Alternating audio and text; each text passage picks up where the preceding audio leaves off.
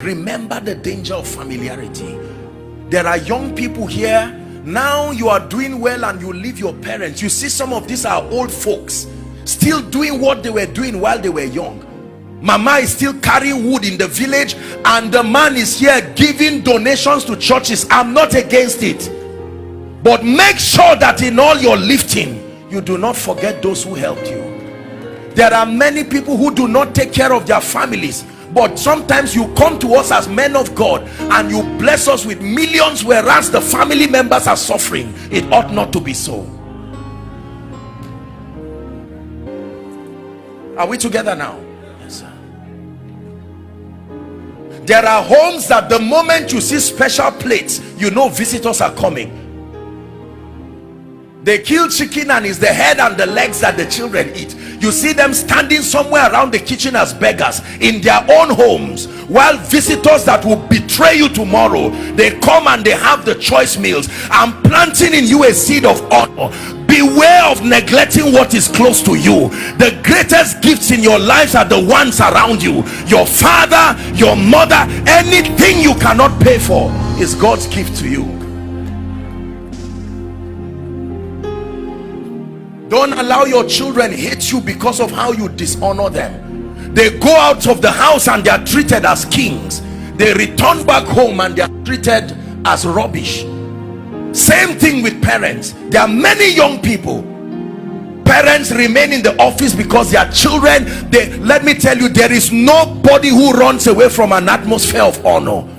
There are many men today who cannot go home. Christians, as soon as they enter their homes, dishonor speaks everywhere.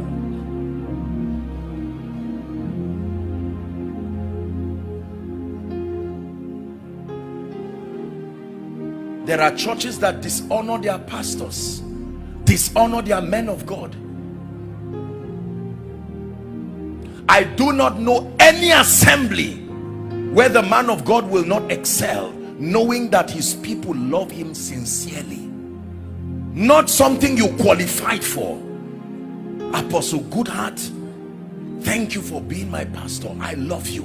That you can truly, he knows how comforting it will be. You can be serving in the church doing things, but your heart is sincerely not there. We're talking of a genuine connection. Let me therefore propose a few things to you as I attempt to round up. Number one, you must make a covenant with yourself and your life and your destiny, that for as long as you are planted in this assembly under God, make it a point of duty that you will stand and you will die with your pastor. Make it a point of duty that you will see to it that as he follows Christ, you are giving him the best of your support and everything. Extend that same mentality to your boss. Extend that same mentality to your children. Can I tell you this? There are many young people today who hate their parents because the parents never believed in them. They went elsewhere. Your father is not the person who gave birth to you. Your father is the person who believed in you enough to invest. Maybe this is a word that God is giving a few parents. Be careful the words you use on your children, the way you tear them down. Someday the sun will go down and the little boy today who is helpless will come to a position where you may be ashamed to lay claims. Everybody's destiny is divided into the morning stage, the afternoon stage, the evening stage, and the night stage. It says, so then teach us to number our days, that we may apply our hearts unto wisdom. This is a key that has changed my life. I'm honored today to be part of the life. This is why I'm sent to the body of Christ. You do not know what joy it gives me. Do you know, aside from being a man of God, my greatest personal legacy as a human being is to be one who lived his life loving the Lord and sincerely being a shoulder for many people. Aside being a man of God, the meaning of my name is the way to love, and it's a very powerful name. I blessed my parents 1,000 times for being that discerning to give me such a name. I sincerely love people. I don't use people. I don't try to, no. Return to the place of genuine honor. Return to the place of genuine honor. Honor to God. There are some of us, I know now, I want to say something in 1 minute and then we're done.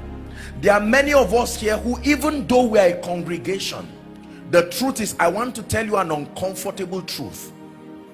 From a sociological standpoint, from a spiritual standpoint, even though this is logic, and by extension whatever church listening and following and the body of Christ, I want to bring you to a sincere realization that you are not all the same. That is the honest truth. From a standpoint of sacrifice, from a standpoint of achievement, you are not all the same, and there must be a system. I'm not trying to teach stratification. Yes, we are all equal before God, but if that statement is not balanced, it will lead to a lot of dishonor.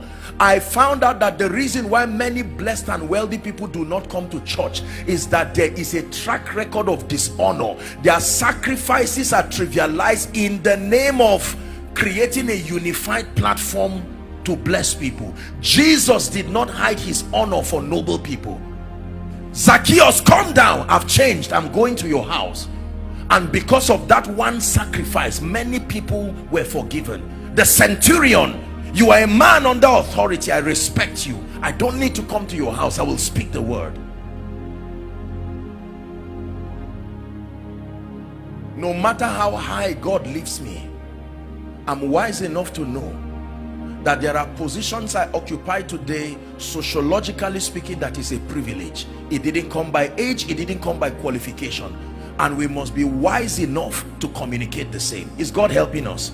So there are many of us that God will bring us into places where from a physical standpoint we should not be there. Don't abuse that access. When God gives you access to the ears, the hearts, the hands of kings and nobles, do not trivialize it. One time I was going to pray for a first-class traditional ruler in this nation, and when I got there, there are these people, I don't know what they call them, the ones who hold whip and ensure compliance, those guys there, and I was going to the palace, and you don't enter the palace with your shoes, you know that, right? But the man said no. He said enter, and the people were surprised. I said no sir, please let me take off my shoes. He said no, I am king. I said enter. But if I'm going to see him another day and I now buckle my shoes and just jump in, no, I will not abuse that access. Can I tell you this? Every time a man shows you uncommon access, make sure you send back a message that makes him know, I recognize this is a privilege and I do not take it for granted. I guarantee you, do that and you have secured his fear. That fear of, if I give you greater access, would you abuse it? If you let them know that you are aware that you will never abuse it, then you will see more of them. These are the keys of the kingdom that we do business with.